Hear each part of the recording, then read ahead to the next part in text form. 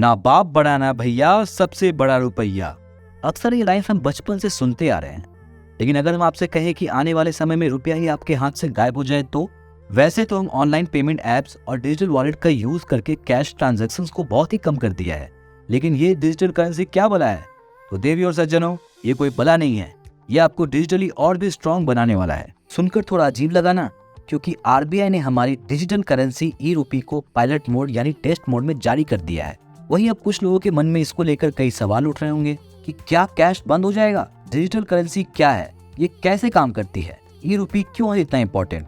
Digital currency और crypto currency में क्या है अंतर? सीबीडीसी यूपीआई से कैसे अलग है? डिजिटल रूपी यानी ई रूपी के क्या है फायदे और नुकसान? तो इन्हीं सवालों के जवाब आज हम इस वीडियो में आपको देने वाले हैं और करेंगे डिटेल्ड एनालिसिस सीबीडीसी का। तो दोस्तों, कैसे हैं आप? मैं आप सभी का स्वागत करता हूं हमारे चैनल थिंक टैंक इंडिया पर, जहां हम नॉलेज के साथ साथ कई इंटरेस्टिंग, अमेजिंग और ट्रेंडिंग टॉपिक्स के बारे में आपको इन्फॉर्म करते रहते हैं। तो अंत तक बने रहे हमारे इस important, interesting and informative video के साथ। अगर आप इस चैनल में नए हैं तो प्लीज सब्सक्राइब आवर चैनल और साथ में बेल आइकन को भी प्रेस कर दीजिए ताकि हर बेहतरीन वीडियो का नोटिफिकेशन आपको पहले ही मिल जाए। दोस्तों, वापस आते हैं डिजिटल करेंसी, ई रूपी, सीबीडीसी या कह लो डिजिटल रूपी के विषय पर। डिजिटल करेंसी, अब जैसा कि नाम से ही क्लियर हो रहा है कि ये आपके बैंक में जो नोट्स हैं उसका डिजिटल स्वरूप है। इसको सेंट्रल बैंक डिजिटल करेंसी यानी सीबीडीसी भी कहते हैं। जिस तरह भारत में जो नोट्स होते हैं उसे रिजर्व बैंक ऑफ इंडिया द्वारा जारी किया जाता है और उस पर गवर्नर के साइन भी होते हैं, उसी तरह इसे भी आरबीआई द्वारा जारी किया गया है। भारत में डिजिटल करेंसी की शुरुआत 1 नवंबर 2022 से होलसेल सेगमेंट, जो कि बड़े वित्तीय संस्थानों के लिए की गई। इसको ई रूपी डब्ल्यू कहा जाता है और 1 दिसंबर 2022 से रिटेल सेगमेंट के लिए जो ई रूपी को शुरू कर दिया गया है उसे ई रूपी आर कहा जाता है। भारतीय रिजर्व बैंक यानी आरबीआई का कहना है कि सीबीडीसी या डिजिटल रूपी केंद्रीय बैंक द्वारा जारी की गई एक वैध मुद्रा है। आरबीआई के खुद की वेबसाइट के अनुसार ये मौजूदा कागजी मुद्रा के समान और उसके जैसा विनिमय योग्य भी है, केवल इसका जो रूप है वो अलग है। नहीं समझ में आ रहा है कुछ? कोई ना, हम आपको समझाते हैं। आसान भाषा में कहें तो डिजिटल करेंसी या डिजिटल रूपी आरबीआई द्वारा डिजिटल फॉर्म में लॉन्च किए गए लीगल टेंडर यानी digital form of currency notes है। अरे भाई, नोट्स, वही कड़क कड़क नोट्स, और उसी का डिजिटल रूप ही है ये डिजिटल करेंसी। डिजिटल करेंसी या रूपी पैसे का ही एक इलेक्ट्रॉनिक रूप जिसका उपयोग कॉन्टेक्टलेस ट्रांजैक्शन में भी किया जा सकता है। और हाँ, जल्दी से ये भी समझ लेते हैं कि कॉन्टेक्टलेस ट्रांजैक्शन क्या है। आपने कॉन्टेक्टलेस डेबिट कार्ड या कॉन्टेक्टलेस क्रेडिट कार्ड के बारे में जरूर सुना होगा, जिससे कॉन्टेक्टलेस पेमेंट हो जाते हैं। Contactless payment technology RFID, that is radio frequency identification या NFC, near field communication technology पर आधारित है। ये टेक्नोलॉजी आपका पेमेंट ट्रांजैक्शन को सक्षम बनाते हैं चिप्स के माध्यम से जो एम्बेडेड रहते हैं पेमेंट कार्ड्स, टैग्स, की फोब्स या मोबाइल फोन्स में। कॉन्टेक्टलेस कार्ड्स के इस्तेमाल से ऑनलाइन धोखाधड़ी यानी ऑनलाइन फ्रॉड की आशंका भी बहुत कम हो जाती है। ऐसे क्रेडिट या डेबिट कार्ड को वाईफाई इनेबल्ड कार्ड या वाईफाई कार्ड भी कहा जाता है। इसकी मदद से आप बिना पीओएस मशीन से स्वाइप किए और बिना पिन डाले ही आसानी से आपके पेमेंट्स को कंप्लीट कर सकते हैं। और हाँ, अभी तक अगर आपने गौर नहीं किया है तो आप अपने कार्ड्स, पर्स या फिजिकल वॉलेट में से निकालकर चेक कर लीजिए। अपने क्रेडिट और डेबिट कार्ड पर एक ऐसा सिंबल होगा जो देखने में वाईफाई के सिंबल जैसा लगता होगा, तो फिर आप समझ लीजिए कि आपके पास कॉन्टेक्टलेस कार्ड है। तो दोस्तों, चलिए अब डिजिटल करेंसी पर वापस आते हैं। वैसे आपको पहले ही हम बता चुके हैं कि भारत में डिजिटल करेंसी दो तरह के हैं। पहला रिटेल सीबीडीसी यानी सीबीडीसीआर और दूसरा होलसेल सीबीडीसी यानी सीबीडीसीडब्ल्यू। अब जो रिटेल है वो संभावित रूप से सभी के उपयोग के लिए है, यानी private sectors, non financial consumers और बिजनेस के लिए उपलब्ध होगा। लगभग सभी लोग इसे यूज कर सकते हैं अपने लेन देन के लिए। वहीं होलसेल सीबीडीसी का एक्सेस रेस्ट्रिक्टेड है कुछ चुनिंदा वित्तीय संस्थानों के लिए ही। तो दोस्तों, आपके मन में अब ये सवाल आता ही होगा कि कैसे यूज करें डिजिटल रूपी, कैसे और कहां से मिलेगा ये। और कई लोग सोच रहे होंगे कि क्या हमें इसे खरीदना पड़ेगा? अगर हम इसे खरीदना चाहते हैं तो कहां से खरीदें?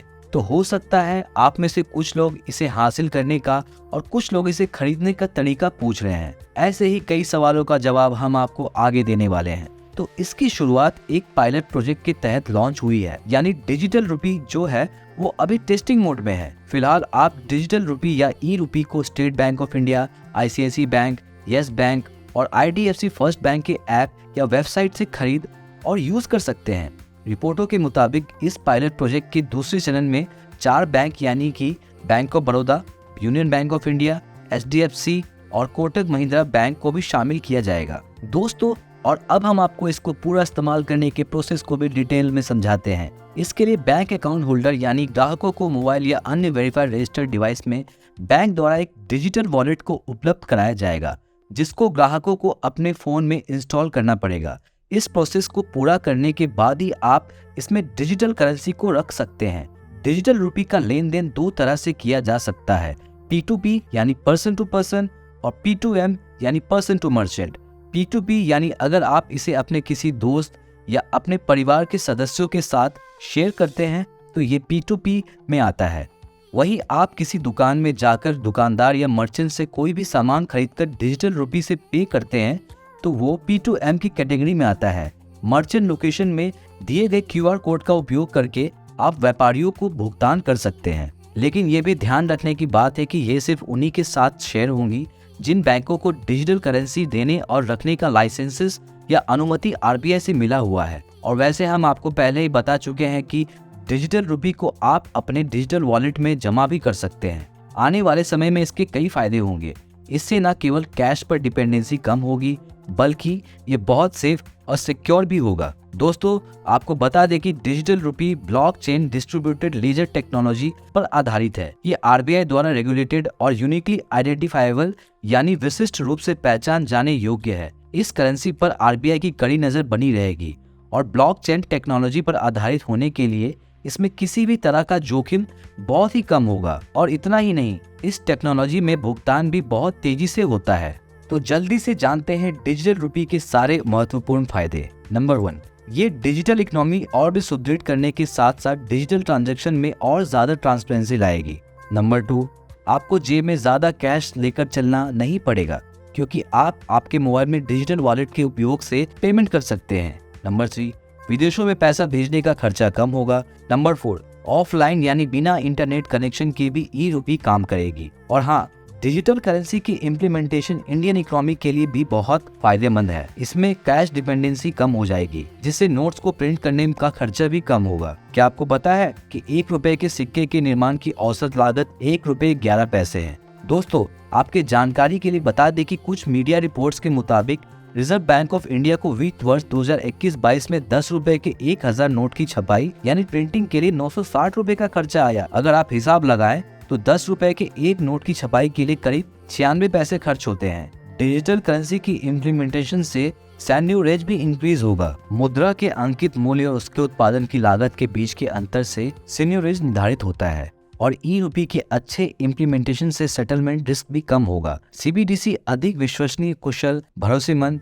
रेगुलेटेड और legal tender based payment solution उपलब्ध करवाएगा। इससे जुड़ी कुछ जोखिम और कमियों को पहले से ही पूर्व अनुमान करके संभावित लाभों को देखते हुए अगर इसको इम्प्लीमेंट किया जा सकता है तो ये बहुत ही बड़ा एक फेनोमेनन हो सकता है इंडियन इकोनॉमी के लिए। इसके तो फायदे बहुत सारे हैं, लेकिन कुछ लोगों के हिसाब से एक बड़ा नुकसान ये हो सकता है कि इससे मनी ट्रांजैक्शन यानी पैसों के लेन देन से संभावित गोपनीयता विच इज प्राइवेसी लगभग खत्म हो जाएगी, क्योंकि कैश की जो लेन देन होती है वो प्राइवेट रहती है, जबकि डिजिटल करेंसी की लेन देन पर सरकार की नजर रहती है। लेकिन अगर आप बहुत दूर का सोचेंगे तो इसमें भी एक बहुत बड़ा फायदा छुपा हुआ है कि इसमें अवैध लेन देन यानी इलीगल मनी ट्रांजैक्शन बिल्कुल खत्म हो जाएगी और सरकार की नजरदारी ब्लैक मनी के ऊपर और भी तेज हो जाएगी। अगर हम इसको भविष्य में व्यापक रूप से उपयोग कर लेते हैं तो डिजिटल करेंसी बहुत ज्यादा असरदार हो जाएगा। आपको क्या लगता है, इसका वाइड स्प्रेड एडॉप्शन बहुत जल्द पॉसिबल है? कमेंट करके जरूर बताएं। आपके जानकारी के लिए बता दो कि इंडियन मर्चेंट्स चैम्बर द्वारा आयोजित एक कार्यक्रम में बोलते हुए RBI के फिनटेक विभाग के चीफ जनरल मैनेजर अनुज रंजन ने कहा कि वर्तमान समय में यानी प्रेजेंटली ई-रुपी को नकद यानी कैश और कैश को ई-रुपी में कन्वर्ट नहीं किया जा सकता है।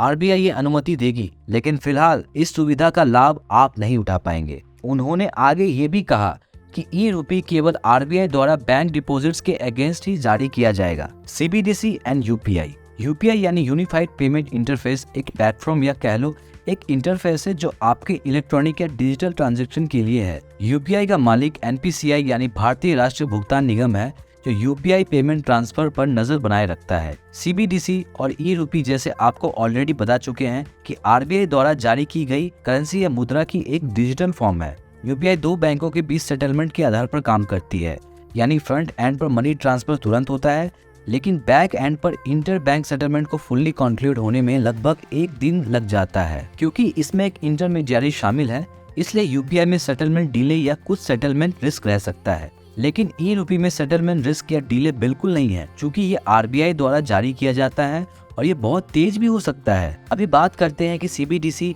यानी डिजिटल रुपी और क्रिप्टो करेंसी में अंतर क्या है, तो आपकी ये कंफ्यूजन अभी दूर कर देते हैं। क्रिप्टो करेंसी और सेंट्रल बैंक डिजिटल करेंसी में मुख्य अंतर ये है, क्रिप्टो पूरी तरह से निजी यानी private and decentralised digital currency है। इसका सीधा मतलब है कि क्रिप्टो इंडिया में लीगल टेंडर नहीं है। इसके अलावा क्रिप्टो करेंसी किसी भी सेंट्रल या वर्ल्ड बैंक या आईएमएफ से डायरेक्टली कंट्रोल या रेगुलेट नहीं किया जा सकता है। फेमस इन्वेस्टर और बिजनेस मैग्नेट जिनको इंडिया की वॉरेन बफेट भी कहा जाता है, श्री राकेश झुनझुनवाला जी ने कहा था, क्रिप्टो करेंसीज के डेली वॉलेटिलिटीज यानी दैनिक उतार चढ़ाव की वजह से वो क्रिप्टो से दूर रहते हैं। वो $5 में भी बिटकॉइंस नहीं खरीदेंगे।